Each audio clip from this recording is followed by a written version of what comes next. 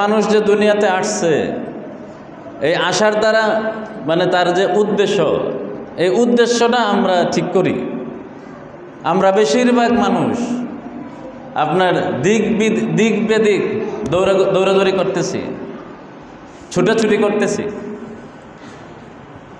আমরা যে জীবনযাপন করতেছি, বেশিরভাগ মুসলমান বর্তমানে এই অবস্থা, বেশিরভাগ বলতে 90%-এরও বেশি মুসলমানদের মধ্যে, যে কোরআন হাদিসের দৃষ্টিতে তার জিন্দেগির যে উদ্দেশ্য হওয়ার কথা ছিল, সেটা তার জিন্দেগির উদ্দেশ্য নাই। সে জিন্দেগির একটা উদ্দেশ্য মন করা মতো বানায় নিছে। কেউ ব্যবসা বাণিজ্য করতেছে। গত 2-3 দিন আগে আমি নামাজে যাইতেছি, এক ভাই মানে বাড়ির পাশে রাস্তা আছে, তো রাস্তার পাশে সে দোকান উঠাইতেছে। তা আমি বললাম নাম ধরে, যে আমার ছোট আর কি, বয়সে অনেক ছোট, যে আসো নামাজটা পড়ে নাও। পরে বলতেছে, কয় সংসারের কামের কারণে তো নামাজ পড়তে পারি না, বউ বেডি আছে, সন্তানাদি আছে, সংসারের কারণে উনি নামাজ পড়তে পারে না। কথা বলছেন? আচ্ছা, সংসারের কারণে কেউ যদি, কোনো একটা দোকানদার যদি নামাজ পড়তে না পারে, তাহলে রিক্সাওয়ালায় নামাজ পড়তে পারবো? কি বলেন? যে রিক্সা চালায়, অটো চালায়, সে পারবে নাকি? দোকানদার রিক্সাওয়ালার তুলনায় অনেক ভালো অবস্থায় আছে না? অনেক ভালো অবস্থায় আছে। তো সে যদি নামাজ পড়তে, দোকানদার যদি নামাজ পড়তে ঠিক মতো না পারে, তাহলে রিক্সাওয়ালায় তো নামাজ পড়ার প্রশ্নই আসে না। অথচ আলহামদুলিল্লাহ আমাদের দেশে কম হইলেও কিছু রিক্সাওয়ালা 5 ওয়াক্ত নামাজি আছে না নাই? আছে।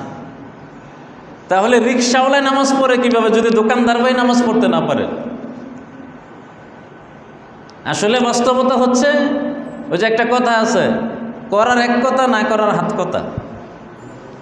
মানে আসলে হচ্ছে সে, তার দিলে এটার গুরুত্ব বসে নাই, এই জন্য সে করে না। আর যাদের অন্তরে গুরুত্ব বসে গেছে, তারা যদি বাদশাও হয়, তবুও তারা কি করবে? আল্লাহর হুকুম পুরা করবে, নামাজ পড়বে। আর যদি গুরুত্ব না থাকে, তাহলে এরকমভাবে সে যত অবসরই হোক নামাজ পড়বে না। যে তার কোনো কাজ নাই, তারপরে সে পড়বে না। বৈশা বৈশা টেলিভিশন দেখবে, মোবাইল টিপবে, গল্প গুজব করবে, কিন্তু নামাজ পড়বে না। তো এই জন্য ভাই, আমরা যারা মুসলমান আছি, আমরা আমাদের জিন্দেগির টার্গেট ঠিক করি। আমি আরও 2-1 দিন বলছি যে মুসলমানের আপনার জিন্দেগিতে কোনো ব্যর্থতা নেই। যদি মুসলমান মোটামুটি আল্লাহ পাকের হুকুম পুরা করে, সে যেই কাজই করুক না কেন, তার কাজের মধ্যে কোনো ব্যর্থতা নাই। যেমন নাকি ধরেন যে যারা বেশি নির্যাতিত, নিপীড়িত, মাঝে মধ্যে আমি ভাবি, আশা করি আপনারা অনেকে ভাবেন, ফিলিস্তিনের বর্তমানে একটা ঘর অবশিষ্ট নেই, যেই ঘরে বুম পড়ে নাই, যেই ঘর ধ্বংস হয় নাই। ধনী গরিব সকলে তাঁবুতে আছে, আশ্রয় প্রার্থী হিসাবে আছে। কেউ তাদেরকে খানা দিবে, খাবে, এই অপেক্ষায় আছে। আপনি একটু নিজের ওই জায়গায় নিয়ে যান, বা আপনার এলাকায় ভাবেন যে আমাদের এমন হয়ে গেছে, দেখেন তো একটু কেমন লাগে। যে আপনার 5তলা বিল্ডিং ধ্বংস হয়ে গেছে, 10তলা বিল্ডিং ধ্বংস হয়ে গেছে, 3তলা বিল্ডিং ধ্বংস হয়ে গেছে। এই ধ্বংস হওয়ার পরেও তো শান্তিতে নাই। যেখানে তাঁবুতে আছে ওইখানেও বুম পড়ে, ওইখান থেকে বুম পড়লে 50, 60, 70, 100 জন মারা যাচ্ছে। একটু নিজেরা ওই জায়গায় নিয়ে যান, যে আমাদের যদি এমন হইতো, তাহলে আমাদের কাছে কেমন লাগতো। এইভাবে ভাবা, এটা ইসলাম। এবং নবী সাল্লাল্লাহু আলাইহি ওয়াসাল্লাম বলছেন এইভাবে ভাবতে। এবং নবী সাল্লাল্লাহু আলাইহি ওয়াসাল্লাম এই কথা বলছেন, আল মুসলিমুনা কাজাসাদিন ওয়াহিদ, সমস্ত মুসলমান একটা দেহের মতো, একটা শরীরের মতো। ইনিস্তাকা আইনু হুস্তাকা কুল্লুহু, ইনিস্তাকা রস হুস্তাকা কুল্লুহু। যদি নাকি তার চোখ ব্যথায় ব্যতীত হয়, পুরো দেহ ব্যতীত হয়ে যায়। যদি তার মাথা ব্যথা হয় তো পুরা দেহ ফিকির করে মাথা ব্যথা কিভাবে সারানো যায়। তো এই জন্য আপনার এই বিষয়টাকে, যে আমি যেভাবে বললাম যে নিজেদেরকে ওইভাবে ভাবা, এটা আমাদের দায়িত্ব এবং কর্তব্য। এখন এই যে তাদের একটা জীবন, মানে আমরা তো বাহ্যিকভাবে কি দেখতেছি, যে যদি তাদের উদ্যোগের কারণে তারা এই অবস্থার শিকার হইয়া থাকে, তাহলে তাদেরকে তিরস্কার করো যে তারা একেবারে চরম ভুল করছে, আর তারা একেবারে বিফল হয়ে গেছে। একেবারে তারা কি হয়েছে? বিফল হয়েছে। আসলে ইসলামের দৃষ্টিতে মুসলমানদের কোনো কাজ যদি করা অন্তত জায়েজ হয়, আর ওই কাজে করতে গিয়া তার যত বড় লাভ হোক বা ক্ষতি হোক, তার জিন্দিগিতে সফলতাই সফলতা, বিফলতা বলতে কিছু নাই। আমি মানে এটাও বলছি একদিন, যে কেউ মনে করেন যে মানে মাইর খাইছে খুব, কোনো প্রভাবশালী ব্যক্তি বা কোনো নেতা তাকে মারছে, সে নেতার বিরুদ্ধে বিচার বসাইছে, তো নেতা এমনভাবে পরিবেশ সৃষ্টি করে আসছে, বিচারে যায় মাইর খাইছে, হাই ঠকছে, যাই বিচার বসাইছে প্রভাবশালী ব্যক্তির নামে, বিচারে গিয়া সে কি করছে, ফায়সালা হয়েছে যে অরই অপরাধ, মাইরও খাইছে আবার বিচারও ঠকছে। তাহলে আমরা কি বলবো? যে হ্যাঁ বিফল। আসলে সে কি না? বিফল না। এটা সানি বিচার হবে হাসরের ময়দানে, এবং তখন বিচারকদের শুদ্ধ বিচার হবে, বিচারকদেরও বিচার হবে। কেন তারা উল্টো বিচার করলো? তো এই জন্য কোনো মুসলমান বিফল না, সবাই সফল, যদি মোটামুটি সে আল্লাহ পাকের হুকুমের ভিতরে চলতে পারে, তাইলেই হয়েছে। কোনো আন্দোলন করছে সে কিনা আপনার বিফল না, যদি হাইরাও যায় তবুও বিফল না। মনে করেন যে কেউ আন্দোলন করতে গিয়া মানে সে জেল খাটছে 10 বছর, 5 বছর, 20 বছর জেল খাটছে, তো তার আন্দোলন আর আগায় নাই, এই পর্যন্তই থামছে, এবং সে জেল থেকে বের হইয়া ঘরে শুয়ে শুয়ে কি করছে? মরছে। তো তার সে একটা আন্দোলন করছিল, একটা দল গঠন করছিল, দলও ব্যানিশ হয়ে গেছে, 20 বছর জেল খাইটা সেও দুর্বল হইয়া ঘরে 2-3 বছর পরে ঘরে শুয়ে শুয়ে মারা গেছে।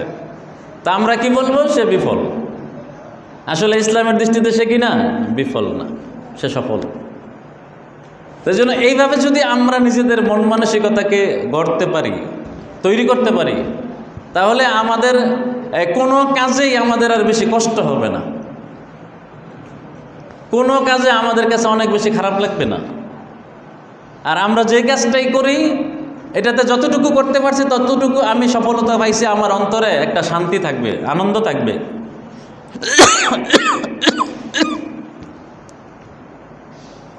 তো জন্য এইভাবে আমরা ইসলামকে বুঝার এবং আমল করার চেষ্টা করি।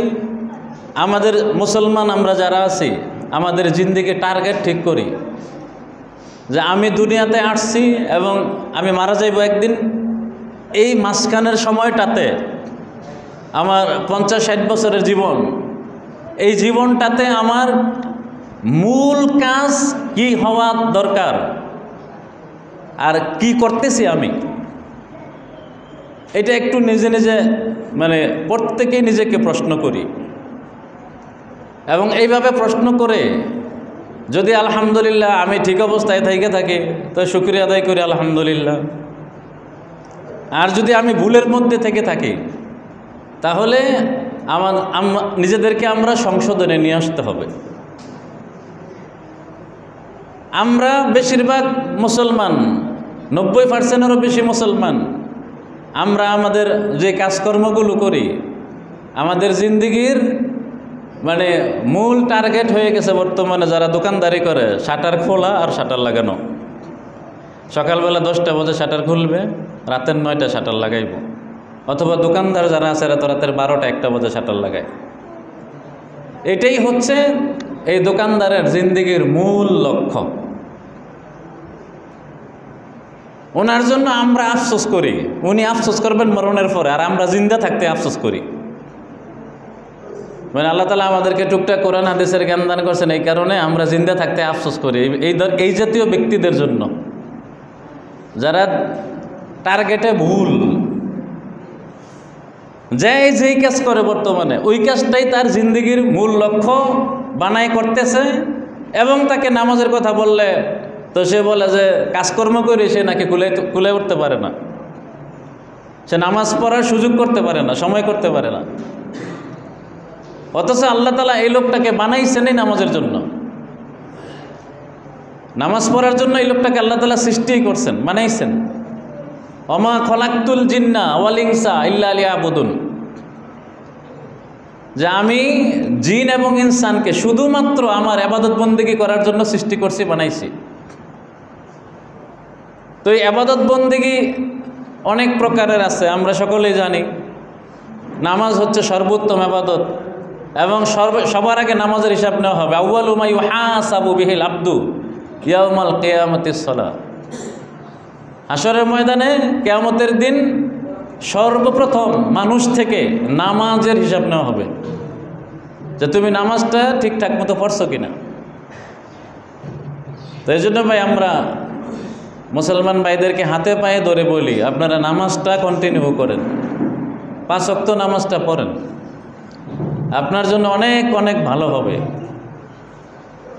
আপনি নামাজ পড়েন, আপনি মেইল আছে চালান, নামাজ পড়ে তো মেল চালানো যায়। বহু মেইলওয়ালা আছে নামাজি, অনেক মেইলওয়ালা নামাজি আছে, যে মেইলও আছে কোম্পানি এবং নামাজও পড়েন। অনেক রিক্সাওয়ালা গরিব আছে নামাজি, রিক্সাও চালায়, নামাজও পড়ে। অনেক সিএনজি ড্রাইভার আছে নামাজি, অনেক অটোওয়ালা আছে নামাজি, অনেক দোকানদার, মুদি দোকানদার আছে নামাজি। তো কাজেই কোনো শ্রেণীর মানুষ সেই কথা বলে পার পাবে না যে আমি দোকানের কারণে, অটো চালানোর কারণে, রিক্সা চালানোর কারণে, মিলের মালিক হওয়ার কারণে, রাষ্ট্রপতি হওয়ার কারণে আমি নামাজ পড়তে পারি না ঠিকঠাক মতো। ভাই পিছন থেকে যদি একটু বড় বড় আওয়াজ হয়, এটার দ্বারা ডিস্টার্ব হয়। কথা বুঝাইছে? আস্তে আস্তে ঠিক হয়ে যাবে। নতুন এসে চালু হয়েছে, মানুষ ঢুকতেছে বেরিতেছে, কিছুদিন সমস্যা চলুক না, দোকান দরজা খুলে রাখবে, কেউ লাগাই দিবে, আমি চুপ থাকি। এটা আস্তে আস্তে ঠিক সবাই বুঝবো যে এটা দরজা লাগাইতে বেশি চলাকালায়, মোটামুটি সবাই জানে, হয়তো বলে কেউ মানে ইয়ে করে। আর আলোচনার মজলিসে বসা থাকলে চুপ করে আলোচনা শোনা ওয়াজিব, কথা বলা গুনাহ।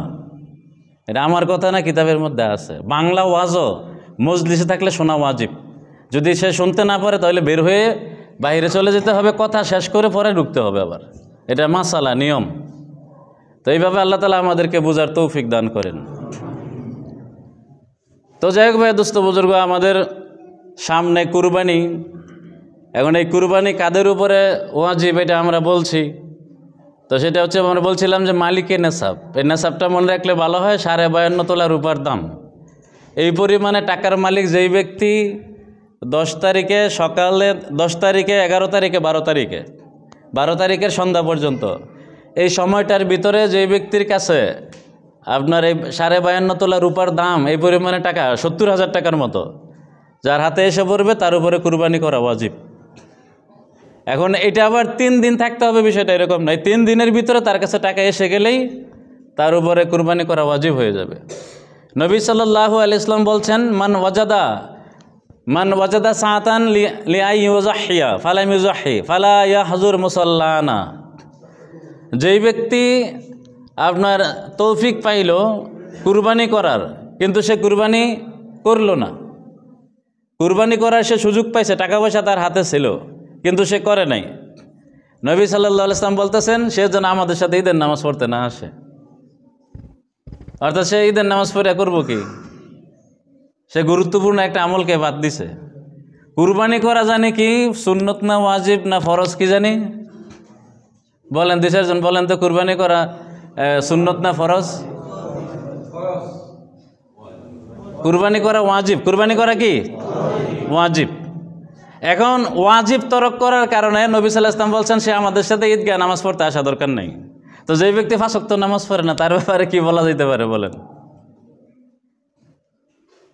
5 ওয়াক্ত নামাজ যে ব্যক্তি পড়ে না, তো তার ব্যাপারে নবী সাল্লাল্লাহু আলাইহি ওয়াসাল্লাম যদি থাকতেন, ওই যুগে তো এমন কেউ ছিল না যে নামাজ পড়ে না 5 ওয়াক্ত। তো যদি থাকতেন তাইলে নবী সাল্লাল্লাহু আলাইহি ওয়াসাল্লাম তো বলছেন যে যারা গড়ে নামাজ পড়ে আজান শোনার পরে মসজিদে আসে না, আমার মন চায় যে কাউকে আজান দিতে বলি আর একজন ইমাম নিয়োগ করে আমি ঘরে ঘরে গিয়ে তালাশ করি, যারা মানে গড়ে নামাজ পড়ে আমি এদেরকে গড় শুদ্ধা জ্বালাই দেই, এটা আমার মন চায়। নবী সাল্লাল্লাহু আলাইহি ওয়াসাল্লাম বলছেন এটা করলাম না এই কারণে যে তাদের ঘরে মহিলারা আছে, শিশু বাচ্চারা আছে, তারা তো মসজিদে আসা জরুরি না, এই জন্য এটা করলাম না। তাহলে দেখেন আমাদের নবী সাল্লাল্লাহু আলাইহি ওয়াসাল্লাম কত দয়ালু, ওনার হৃদয় কত নরম ছিল, এটা আমরা সবাই জানি। তো এই দয়ালু ব্যক্তিটাও এমন কঠোর কথা বলতেছেন যে যারা ঘরে নামাজ পড়ে না, এই কথা কিন্তু বলেন নাই যে ঘরে নামাজ পড়ে না, আজান শোনার পরে মসজিদে আসে না, তাদের বাড়ি ঘর জ্বালাই দিতে আমার মন চাইতেছে। কথা বুঝেছে? আলহামদুলিল্লাহ বর্তমানে একটা দেশ হইলো আছে, দাড়ি না রাখলে শাস্তি, জেল জরিমানা, নামাজ না পড়লে তো কোনো কথাই নাই, কঠিন শাস্তি হবে, আফগানিস্তান। তো এই জন্য ভাই দোস্ত বুজুর্গ, আমাদের দেশে যদিও সেই আইন নাই, কিন্তু হাসরের ময়দানে এই কথা বলে আমরা তো আর পার পাইব না যে আল্লাহ আমাদের দেশে তো আইন ছিল না, নামাজ না পড়লে জেল হবে, শাস্তি হবে, প্রহার করা হবে। তো যদি আইন থাকতো তাহলে আমরা নয় নামাজ পড়তাম, এই কথা বললে কি হবে নাকি হাসরের ময়দানে? তো এই জন্য আমরা 5 ওয়াক্ত নামাজটাকে সর্বোচ্চ গুরুত্ব দিতে হবে। হাদিসের মধ্যে আছে যে মান তারাকা সলাতা মুতাআম্মিদান ফাকাদ কাফার, যেই ব্যক্তি ইচ্ছা করে নামাজ ছেড়ে দিবে সে কাফের হয়ে গেল। এটা নবী সাল্লাল্লাহু আলাইহি ওয়াসাল্লামের হাদিসের শব্দ। এখন এই হাদিসের উপরে ভিত্তি করে আমাদের বড় বড় আলেম ওলামারা বিভিন্ন রকমের মতামত দিয়েছেন, কিন্তু শব্দ কোনো ইমানদারের হৃদয়ে যদি সামান্য পরিমাণে ইমান থাকে এবং আমাদের নবীর পরিচয়টা যদি তার সামনে পরিষ্কার থাকে, তাহলে তো তার শরীর না কেঁপে পারবে না। বলে কি কাফের হয়ে যায় মানুষ, যে নামাজ 1 ওয়াক্ত নামাজ ছেড়ে দিয়ে ইচ্ছাকৃতভাবে কাফের হয়ে যায়। সৌদি আরবের একটা ফতোয়ার কিতাব আমার কাছে ছিল, এখন পাইতেছি না, কেউ নিয়ে গেছে কিনা।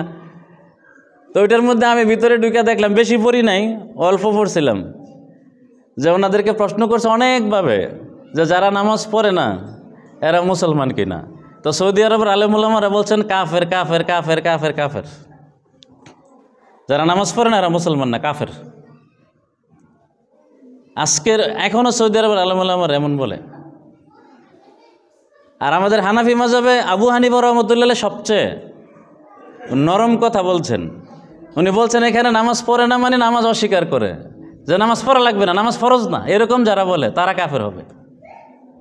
তারপরে এই কথা বলে উনি বলছেন যে যারা নামাজ পড়ে না তাদেরকে জেলে ঢুকাইতে হবে, রিমান্ডে রাখতে হবে, প্রহার করতে থাকতে হবে 3 দিন। 3 দিন যদি সে এই সাজা শাস্তির পরে নামাজ পড়ার কথা স্বীকারোক্তি না দেয়, তাহলে তাকে কি করতে হবে? কতল করতে হবে, জবাই করে দিতে হবে। আর অন্য অন্য ইমাম সাহেবরা বলছেন যে এত সময় দেওয়া দরকার নাই, ওরা দরও স্বীকার না করলে বাস কাম করো। ওনারা বলছেন যে কাফের হয়ে যায়, মুরতাদের হুকুমে তাকে কি করো, শাস্তি দাও। তো যাই হোক ভাই দোস্ত বুজুর্গ, নামাজ অনেক গুরুত্বপূর্ণ একটা বিষয়। এজন্য 5 ওয়াক্ত নামাজকে কুরবানির চেয়ে অনেক বেশি গুরুত্ব দিতে হবে। আর কুরবানি তৌফিক পাইলো করলো না, নবী সাল্লাল্লাহু আলাইহি ওয়াসাল্লাম বলছেন ঈদের নামাজ পড়া দরকার নেই, ঈদের নামাজ পড়ে করবো, কুরবানি করে নাই। তো যাই হোক, এই জন্য যাদের উপরে কুরবানি ওয়াজিব হয়েছে আমরা সকলেই কুরবানি করার চেষ্টা করব। আমরা বর্তমানে আগেও অনেক মুসলমান বেনামাজিও কুরবানি করে, তারপরেও অনেকের মতামত এরকম যে এরপরেও অনেক লোক এমন থেকে যায় যাদের উপরে কুরবানি করা ওয়াজিব কিন্তু তারা কুরবানি করে না। তো এইটা যেন না হয়, এই ব্যাপারে প্রত্যেকেই মালের হিসাব করি, আমাদের নিজেদের মালের হিসাব করি। তো এই হিসাবের ভিতরে আপনার ব্যবসায়িক পণ্য, নগদ টাকা বা ঘরে যদি স্বর্ণরূপা থাকে যেটার মালিক পুরুষ, মহিলার স্বর্ণ আর পুরুষের স্বর্ণ একসাথে মিলাই হিসাব করার প্রয়োজন নাই। তবে সুবিধা কেউ মাসালার হয়ে যায়, আইনের ফাঁকে আসামি বের হয়ে যায়, এই সুবিধা নেওয়ার চেষ্টা না করি। আইনের ফাঁকে দুনিয়াতে আসামি বের হয়, কিন্তু আল্লাহরে আপনি ফাঁকি দিয়ে বের হওয়ার কোনো সুযোগ নাই। আল্লাহর মানুষ এক না, দুনিয়ার জজ আর উকিল ব্যারিস্টার আর আল্লাহ তাআলা এর এক না। কাজেই কেউ ফাঁক খুঁজবেন না। ফাঁক মানে আপনি কুরবানির সময় হিসাব করলেন যে কানের জিনিস এগুলো আমার বউয়ের, এরপরে আপনার দরকার হয়েছে কানের জিনিসের, তা আপনি বলতেছে যে তোমার কানের জিনিসগুলো দাও দিয়ে কয়ে কে আপনারা কুরবানির সময় এটি আমার মধ্যে ফালা হিসাব করছেন, ধমক দিলেন আপনার, তোর এটি কইছে কেটা, এগুলো আমার দে, আমার এখন কাজ আছে, বিক্রি করতে হবে, এই করতে হবে, সেই করতে হবে। তাহলে এটা কি আল্লাহর বাকি দেওয়া হইল না? যদি বাস্তবেই আপনার হয় তাহলে আপনার স্ত্রীর মধ্যে ফালাইয়া হিসাব করলেন কেন? আর যদি স্ত্রীরই হয় তাহলে ওগুলোর উপরে আপনার এত অধিকার কেন? যদি ওনার মালিকানায় থাকে, স্ত্রীর মালিকানায় থাকে, আপনি চাইতে পারেন স্বামী হিসাবে, কিন্তু প্রেশার তো করতে পারেন না যে তো কেন জিনিস দিতেই হবে আমাকে, আমি বিক্রি করবই। এটা তো মানে এত প্রেশার তো করা যায় না অন্যের মালের উপরে। তো কাজে এই জাতীয় মানে ফাঁকি দিয়ে কেউ আল্লাহকে ফাঁকি দিয়ে হিসাব করার চেষ্টা না করি, তাহলে হবে কি? তো মানে অমা ইয়াখদাউনা ইল্লা আনফুসাহুম, আল্লাহ তাআলা বলছেন তারা অন্য কাউকে ধোঁকা দেয় না, নিজেরাই নিজেদেরকে ধোঁকা দেয়। অর্থাৎ ধোঁকার ফল আমাদেরকে নিজেদেরকে ভোগ করতে হবে। তাই জন্য ভাই দোস্ত বুজুর্গ, কুরবানি যাদের উপরে আমাদের ওয়াজিব হয়, আমরা সকলেই কুরবানি যথা নিয়মে করার জন্য চেষ্টা করি। আর হচ্ছে আমরা ওই কান এবং লেজ যদি কাটা থাকে, মূল কান এবং মূল লেজের 3 ভাগের 1 ভাগ যদি না থাকে, তাহলে এই পশু দিয়ে কুরবানি হবে না। কথা বুঝেছে? 3 ভাগের 1 ভাগ নাই, তবে 3 ভাগের 1 ভাগের চেয়ে একটু কম পড়ছে তাহলে হবে। অর্থাৎ 3 ভাগের 1 ভাগ পুরো যদি না থাকে তাহলে হবে না। কথার কথা ধরেন যে 18 ইঞ্চি লেজটা ছিল, এখন মানে 6 ইঞ্চি পড়ে গেছে, তাইলে হবে না।